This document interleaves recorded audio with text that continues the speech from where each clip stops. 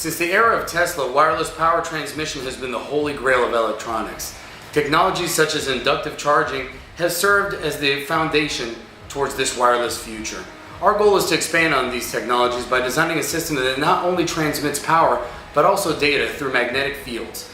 Modulated electro-dynamic induction is the manifestation of our goal.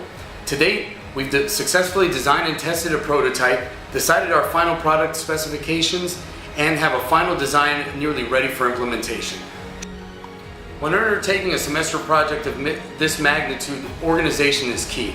My primary role thus far has been serving as team administrator, keeping the team on pace with deadlines, making revisions and additions to our research paper, keeping track of team meetings and experimental data, and assisting in circuit testing have been my primary responsibilities. So now I'm going to go in depth about our METI design. First we start off with our Arduino microcontroller, which then triggers 3 different oscillators depending on whether we want to send a 0, a 1, or just a power signal. These signals are then fed into our resonating coils, transmitter, receiving coil, which then is broken up into either just the power signal, or depending on either the filters pick up a specific oscillator, which is then fed into a microcontroller to dictate whether it's a 0, a 1, or if it was just our power signal going to the microcontroller. So my primary focus has been working on the data path for our system, specifically the bandpass filters. In order to conserve energy, we decided to use a passive implementation. The circuit is relatively simple. However, at our frequency range, inductors don't function properly, so we need to use custom inductors, which we calculate using a variety of formulas. In particular, the microhenry inductor has been giving us a little bit of trouble. This is one of the prototypes. Due to the passive filter implementation and the difficulties associated with it using inductors, the team started focusing on other methods of retrieving the data from the power signal.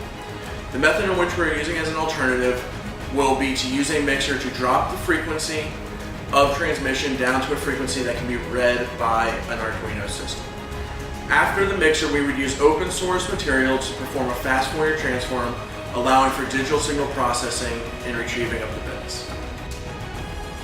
Once we have the hardware aspects of the design established, microcontrollers will be used for the encoding and decoding of the data to be transmitted. These controllers will then interface with whatever hardware we decide will best demonstrate the use cases we envision for this technology. Once we've established basic data transmission, we can also look into implementing rudimentary error correction to make our communications more reliable. So now I'm going to go over our early implementation of METI. First, we have the Arduino, which will then trigger our oscillators depending on the data being sent, which then goes out to our transmitting resonant coil. Over here you see our receiving resonant coil, which is then here filtered out depending on the data being sent. We will also have a power line that will be powering the Arduino, so no battery is needed. And now our final design implementations will be changing out these store-bought filters with hand-wound filters. These hand-wound filters are able to handle higher frequencies than the store-bought ones.